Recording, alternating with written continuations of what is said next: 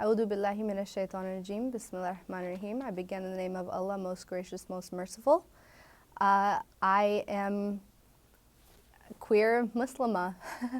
In Muslim countries, if you're gay, you are executed. It's kind of just like something extremely taboo. It's almost like your child is better off dead than being gay.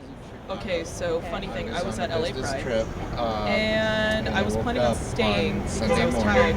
But as soon as me and one of my friends got back to the place, I was like, you know what, I'm gonna go home. and was in shock. And I did, and when I woke up the next morning, I opened my laptop, and there was like, it had blown up because the whole Orlando shooting had gone down, and I was like, holy fuck. And it was one of the things that's just kind of like a punch to your gut, and it's also like a slap in the face. Here I am at a family reunion in my room going through my news feed, and I'm like, I oh don't know my if it's just God, intuition my queer or brothers and something, sisters but were I was attacked. expecting to hear a Muslim's And as name every for some Muslim reason. does, I held my It's breath almost like it was in the back and of my my blood head 'cause pressure you're just scrolling, shot you're up, just thinking to yourself, just praying, God, okay, please please don't be a Muslim Please name. don't be a Please Muslim. don't Please be a don't be a Muslim Muslim. name. But unfortunately it was.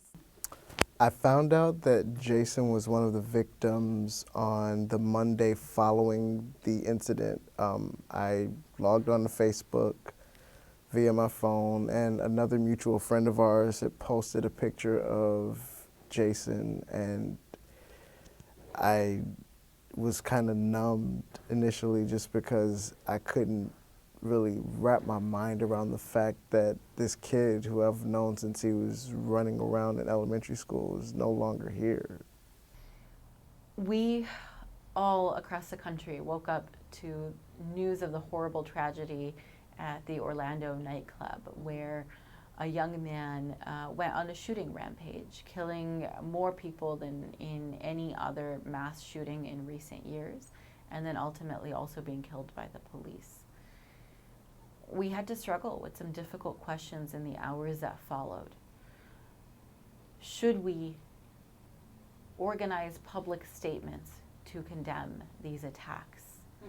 Our record of condemnation of violence is clear, it's long-standing, it's undisputed, but there is at times, necessity, an expectation that Muslims will continue to condemn these attacks when they happen if they are perpetrated by other Muslims. We sometimes worry that this is a unique burden borne by minority communities, one that, if unfulfilled, can justify anti-Muslim violence by some or in their perspectives, but if fulfilled, further connects us to crimes of people that we don't know, that we're not associated with, that were acting for their own deranged reasons.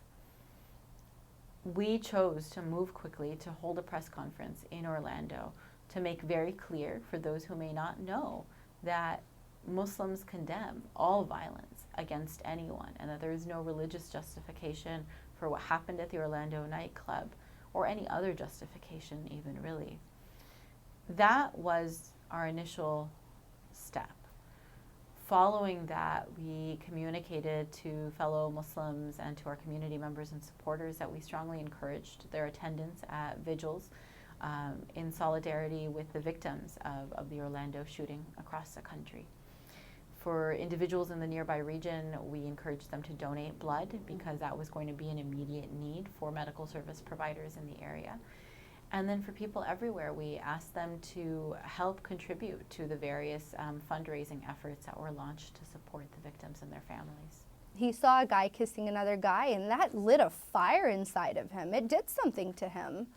And he had been married twice. He was trying to go down the right path. And eventually he burst.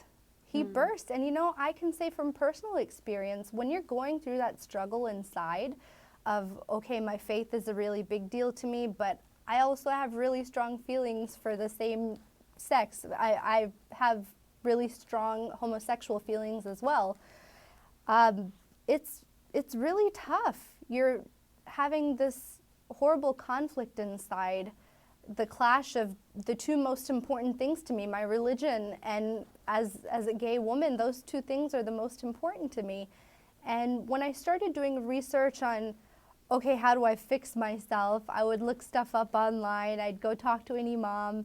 I went to multiple therapists trying to find a way to fix myself, and clearly there's no way to fix yourself because you're not broken. And I finally accepted that. Has it changed your personal view? Has this incident changed your personal view of Islam or Muslims? Not at all. I have tons of friends who are followers of Islam, and it doesn't change my view at all. I mean, there's always bad apples in the bunch, you know what I mean? There are always people who take their spiritual or religious beliefs and act out. Hell, slavery was justified by the Bible, so. What was your reaction when you found out that the shooter was a Muslim? That really didn't faze me.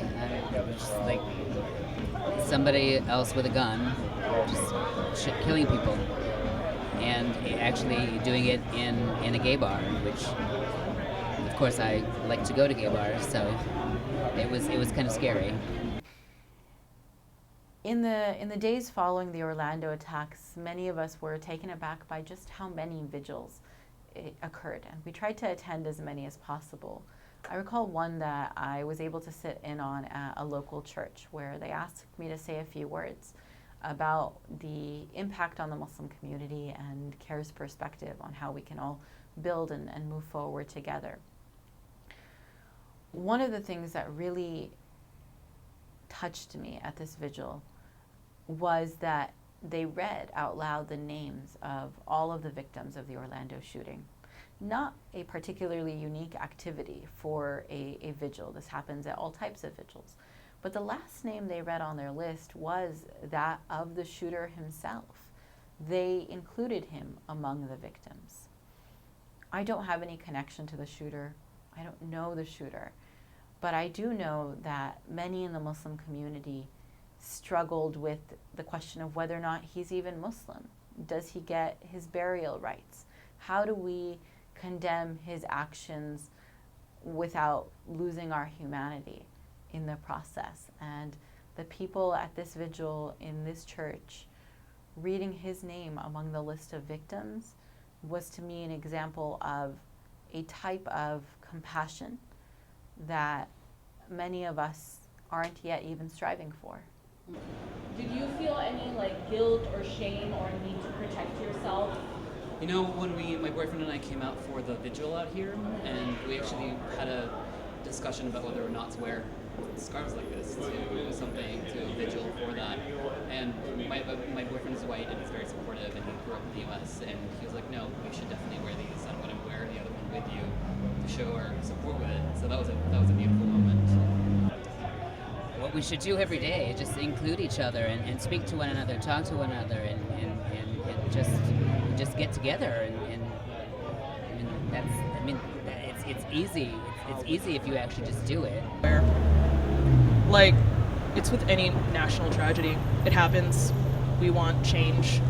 A week later, nobody gives a fuck. I do not feel like I'm a terrorist, but it's almost like I feel guilty or I feel responsible. Donald Trump's not the answer, so we're just going to go down that road. But I would say that that's the fear-mongering that creates this kind of situation. I think it's the understanding that makes it better. Sometimes I just feel like I'm a crazy person myself because of how the media has portrayed us. It's almost like the media will convince you that you are a terrorist, or you are a bad person. I started to find peace within my own heart and between my Rabb, my Lord, my Creator. I couldn't find that anywhere. There's a saying in Urdu, "Hum kahin ki bhi nahi rahe," which means I belong nowhere. I face discrimination in the mosque anytime I speak up a little bit about homosexuals. In the LGBT community, I face Islamophobia. At work, I go to get a patient from the waiting area. As soon as I walk in, everybody's eyes are on me. Oh, who's this woman in that scarf? They scan me from head to toe, does she speak English? She can be able to understand the patient? All these questions going through their head, which sometimes they actually have the guts to spit out, no, where are you really from? So I face this everywhere I go, but the thing that gives me comfort, the thing that helps me find that balance, the thing that helps me center myself is my connection with God and I turn to him 5 times a day, pausing all my matters, all my affairs, and taking a moment to breathe, reflect, and seek guidance from him, because I know ultimately that he knows that I'm trying my best.